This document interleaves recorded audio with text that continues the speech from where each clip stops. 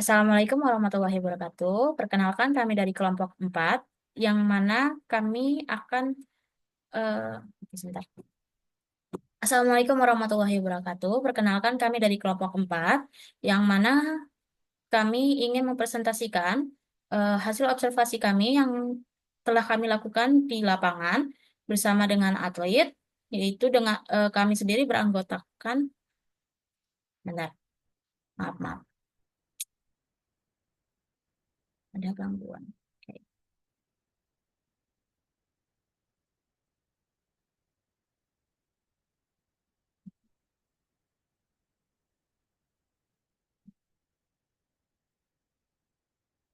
Assalamualaikum warahmatullahi wabarakatuh. Perkenalkan kami dari kelompok 4, beranggotakan 3, yaitu saya sendiri, Febina Aura Fauzia, kemudian ada Jessica Anastasia Harman, dan Salma Putri Maharani.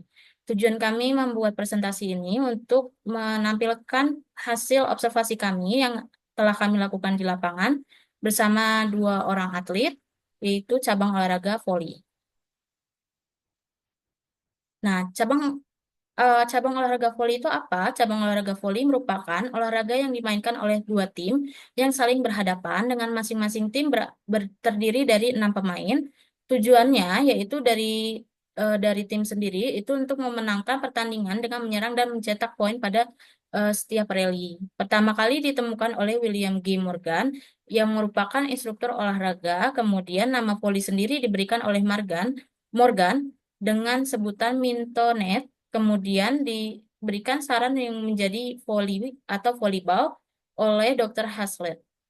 Bola voli sendiri pertama kali diperkenalkan di Indonesia pada tahun 1928, yang kemudian kemudian pada PON 2 tahun 1952, bola voli resmi menjadi cabang olahraga yang dipertandingkan. Pada tanggal 22 Januari 1955, terbentuklah organisasi induk nasional, yaitu Persatuan Bola Voli Seluruh Indonesia atau PBVSI, yang kemudian didirikan kembali Klub Bola Voli Surabaya atau IBVUS dan Klub Voli Jakarta atau PERVID dengan inisiatif Ratu Menten yang juga menjadi ketua PBVSI pertama. Tujuan kami melakukan observasi di lapangan yaitu dengan tujuan asuhan gizi, memberikan pengetahuan tentang eh, memberikan pengetahuan tentang makanan yang beragam sesuai kebutuhan sehari, mencapai asupan makan dengan target 80% hingga memberikan pola makan seimbang dengan jam makan yang teratur. Kemudian di sini ada identitas atlet yaitu bernama Safiah Maharani atau dengan sebutan nama Rani, yang berjenis kelamin perempuan, berusia 16 tahun dan masih berada di lingkup sekolah atau masih pelajar, siswi. Kemudian prestasi yang setelah dilakukan oleh tim bersama dengan Rani, yaitu juara 1 Liga Jakarta Timur U17 hingga juara 2 Liga Jakarta Timur U16, juara 1 Pomkot, dan juara 3 RHS Cup, juara 3 Kejurda U19.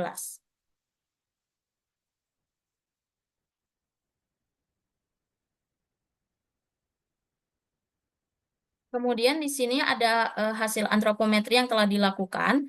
Yang pertama berat badannya yaitu 65,8 kilogram, kemudian tinggi badannya 174 cm, IMT 21,7 kilogram per meter kuadrat, yang yaitu IMT-nya normal, berstatus normal, IMT per U-nya 0,29 normal, karena eh, atlet berada di usia yang masih anak-anak, maka digunakan IMT per U yaitu 0,29. Kemudian persen lemaknya 25,6% yaitu normal, RLPP 0,888 yaitu pada rentang aman. Biokimianya pada gula darah sewaktu 108 miligram per desiliter yang di yang dikategorikan normal.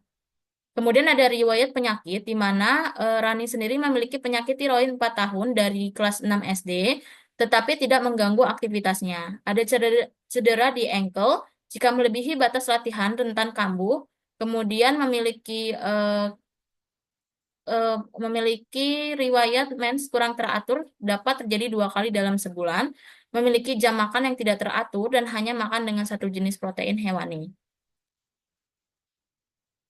Kemudian di sini ada kebutuhan energi, di mana kebutuhan energi sendiri dihitung dari BMR yang telah dikalkulasikan menjadi 1548,76 kilokalori.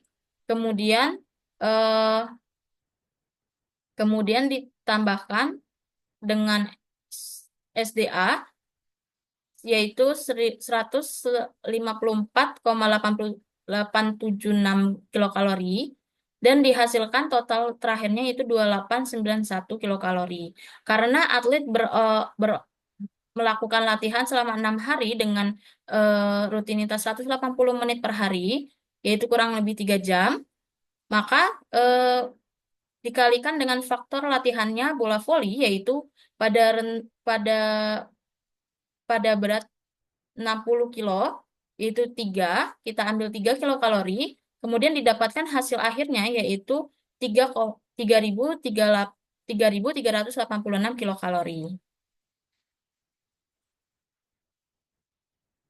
Kemudian di sini ada kebutuhan protein, di mana kebutuhan protein sendiri, kebutuhan protein sendiri berada pada rentang 1,5 yang dikalikan dengan kilogram per berat badan, kilogram berat badan. Di sini bisa dilihat proteinnya yaitu rentangnya 1,2 hingga 2,0. Kita ambil 1,5 sesuai dengan kebutuhan Rani. Kemudian lemaknya 1,2 dari rentang 0,9 hingga 1,3. Kemudian karbohidratnya yaitu kita ambil 6 sesuai dengan kebutuhan, yaitu mencapai bila dihitung jadi 394,8 8 gram. Kemudian di sini ada riwayat asupan weekday, yaitu biasanya sehari-hari Rani makan dengan hanya satu protein hewani, yaitu nugget, kalau tidak fuyung hai. Tetapi di sini Rani sendiri mengonsumsi jus sayuran sebagai cemilan, dengan juga disertai dengan yogurt, kemudian ada donat dan roti keju.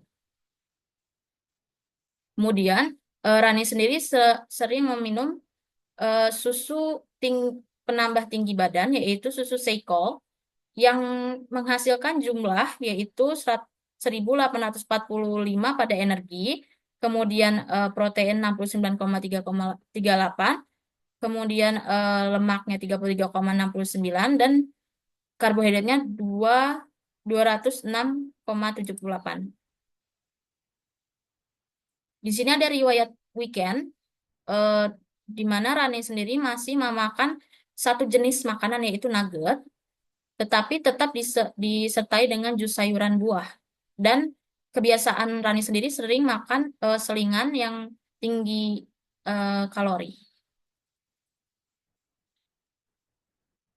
Masih sama, di hari weekend pun Rani sendiri masih mengonsumsi susu Saikol atau susu peninggi badan dengan protein yang cukup tinggi, menghasilkan persen kecukupannya yaitu 50%, 62%, dan 71% dan 60%. Oke, kemudian dilanjutkan dengan diagnosis gizi. Yang pertama ada nutrition intake dengan kode NI2.1, yaitu asupan oral tidak adekuat berkaitan dengan peningkatan kebutuhan karena aktivitas fisik tinggi ditandai dengan jumlah asupan kurang. Lalu yang kedua ada nutrition clinical dengan kode NC3.5, yaitu laju pertumbuhan yang tidak optimal berkaitan dengan kurangnya pengetahuan terkait makanan dan gizi, ditandai dengan asupan energi tidak sesuai dan riwayat kesehatan atlet yang menderita hipotiroid. Lalu yang terakhir ada nutrition behavior dengan kode NB1.5, yaitu pola makan tidak teratur berkaitan dengan pengetahuan kurang dalam mengatur pola makan, ditandai dengan hasil recall 24 jam weekday dengan energi 54%, protein 70%, lemak 43%, dan karbohidrat 53%, disertai dengan aktivitas fisik berlebih.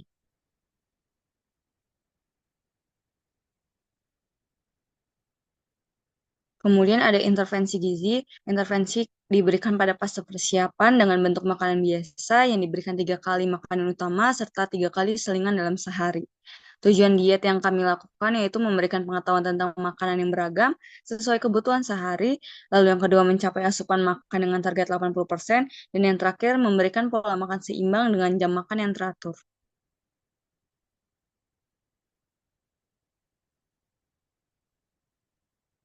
Kemudian ada rencana diet. Yang pertama, energi disesuaikan dengan kebutuhan yang telah dihitung sesuai usia dan faktor aktivitas fisik 3.386 kilokalori.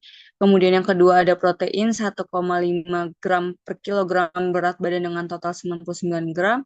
Lalu yang ketiga ada lemak 1,2 gram per kilogram berat badan dengan total 78,96 gram. Kemudian yang keempat ada karbohidrat 6 gram per kilogram berat badan dengan total 394,8 gram. Dan yang terakhir cairan diberikan cukup. Kemudian kami juga memberikan edukasi ataupun konseling yang dilakukan secara tatap muka dengan media edukasi berbentuk flashcard yang berisi tentang kebutuhan makan, komposisi tubuh, dan juga contoh menu.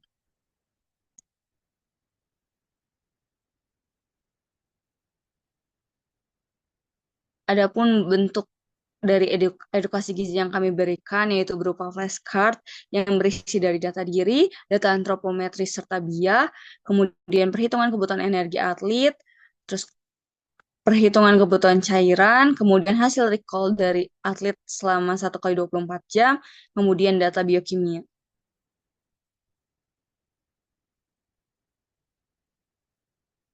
Ada pula perhitungan untuk kebutuhan persiapan, kebutuhan saat pertandingan, kebutuhan setelah pertandingan. Juga contoh menu sehari yang kami berikan sebagai edukasi.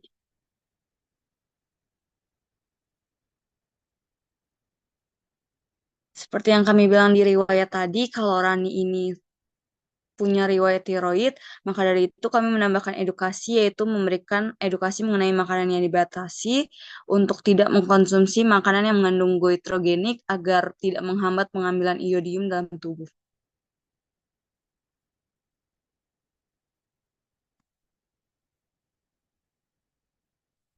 Kemudian kami juga memberikan tambahan edukasi berupa poster di mana isinya terkandung dari golongan-golongan makanan yang berasal dari tiap-tiap sumber seperti sumber karbohidrat, protein hewani, nabati, lemak, sayuran maupun buah-buahan.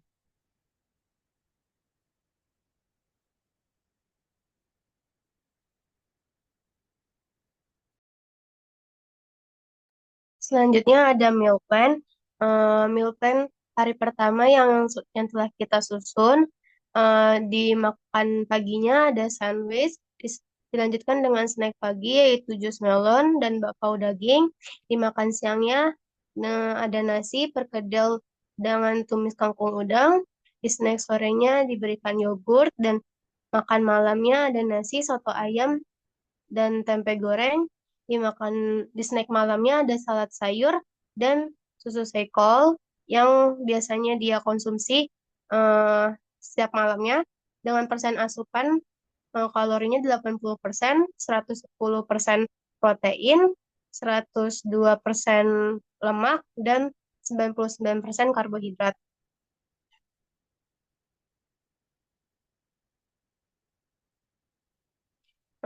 Di hari kedua dimakan paginya ada nasi uduk, di snack paginya ada telur rebus, crackers, dan jus jeruk. Dimakan siangnya ada nasi dengan ayam panggang dan tumis kangkung jamur. Di snack sorenya diberikan jus sayur. Dimakan malamnya ada nasi merah, ikan goreng dengan capcay, dan di snack malamnya ada smoothie. Dan diberikan juga susu sekol dengan persen asupan 81% kalori, 101% protein, 109% lemak, dan 100% karbohidrat.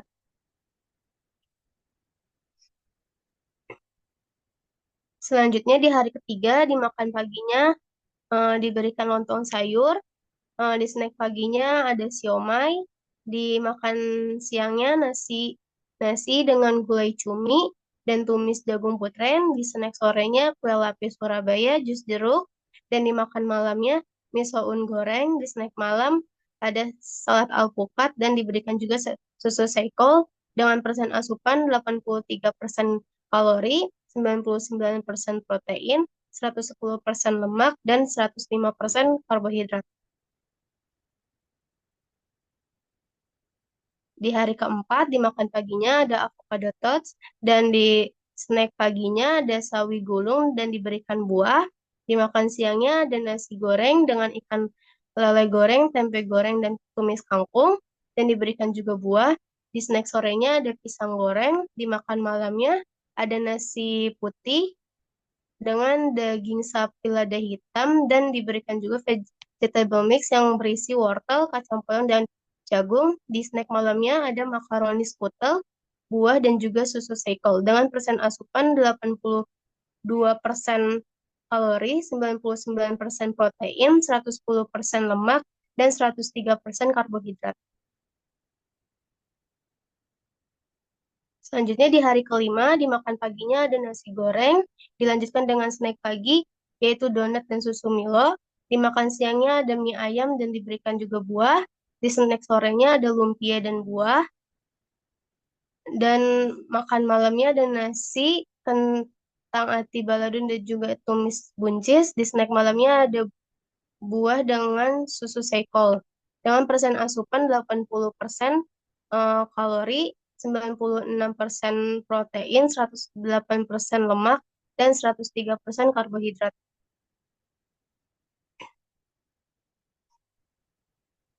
Di hari keenamnya, untuk makan paginya ada toast roti gandum dengan sup krim jagung. Di snack paginya ada mango sticky rice. Di makan siangnya ada nasi putih, sate lilit ayam, dan terong balado. Di snack sorenya ada pastel dan es lemonade. Dan dimakan malamnya ada nasi putih, daging sapi tumis paprika, dan tumis buncis. Di snack malamnya ada pisang molen sama susu seikol. Dengan persen asupan 80% kalori, 85% protein, 106% lemak, dan 101% karbohidrat. Di hari ketujuh, dimakan paginya ada nasi goreng Thailand. Di snack paginya ada parfait yogurt. Di makan siangnya ada nasi putih, ikan bakar, dan sayur asam. Di snack sorenya ada kue serabi dan jus jambu jeruk. Di makan malamnya ada nasi putih, udang asam manis, dan tumis toge. Di snack malamnya ada bitter balen kentang keju dan susu seikol dengan persen asupan 80% kalori, 106% protein, 101% lemak, dan karbohidratnya 100%.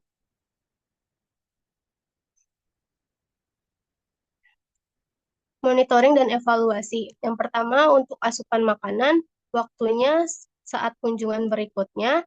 Metode yang digunakan itu memberikan meal plan selama 7 hari dengan target energinya 3.386 kilokalori, proteinnya 99 gram, lemaknya 78,96 gram, karbohidratnya 394,8 gram. Dengan hasil evaluasinya, didapatkan yang didapatkan dari recall 1 kali 24 jam, yaitu dengan energi 1.730 kilokalori dengan persen asupannya 50%, proteinnya 63,4 gram dengan persen asupannya 62%, lemaknya 55,4 gram dengan persen asupannya 71%, karbohidratnya 246,5 gram dengan persen asupannya 60%. Dapat disimpulkan bahwa hasil asupannya belum memenuhi kebutuhan hariannya. Selanjutnya ada berat badan, waktunya saat kunjungan berikutnya dengan metode pengukuran BIA. Targetnya yaitu IMT normal dengan rentang 18,5 sampai 25 kg per meter kuadrat. Hasil evaluasinya 21,9 kg per meter kuadrat, masih masuk kategori normal. Selanjutnya ada sikap dan perilaku. Waktunya setelah atlet diberikan konseling, metode yang digunakan adalah konseling. Targetnya yaitu atlet mengetahui pola makan yang sesuai dengan kebutuhan makan seharinya. Hasil evaluasinya atlet mulai menerapkan pola makan seimbang dan juga beragam. Evaluasi pengukuran BIA ini kita lakukan pada awal intervensi dan juga akhir intervensi. Dengan diketahui berat badannya pada awal intervensi adalah 65,8 kg dan di akhir intervensi 66,3 kg. Dengan IMT di awal intervensinya 21,7 kg per meter kuadrat dan di akhir intervensinya 21,9 kilogram per meter kuadrat dengan kategori normal. Didapatkan juga IMT per U-nya yang dihitung dengan Z-score dengan dihasilkan angka pada awal intervensi yaitu 0,29 dan di akhir intervensi didapatkan hasil 0,35 dengan kategori normal. Persen lemaknya untuk di awal intervensi diketahui 25,6% dan di akhir intervensi masih sama 25,6%, yaitu masih masuk kategori normal. RLPP-nya di awal intervensi didapatkan hasil 0,88 dan di akhir intervensi didapatkan juga dengan angka 0,88, yaitu dengan kategori aman.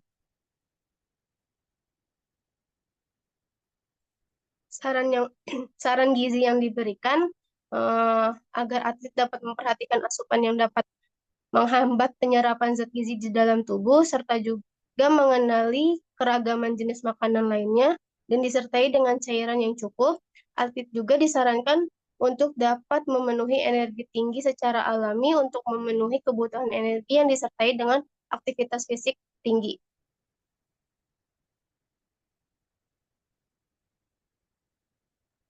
Kesalahan yang kami lakukan saat melakukan observasi pada atlet. Yang pertama, tidak melakukan recall selama 7 hari penuh saat pemberian meal plan.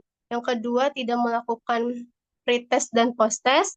Yang ketiga, tidak melakukan dokumentasi, tidak melakukan meminta dokumentasi kepada atlet sehingga tidak dapat mengestimasi porsi makan ke dalam gram dan tidak menunjukkan model alat makan yang digunakan pada saat melakukan recall asupan makan.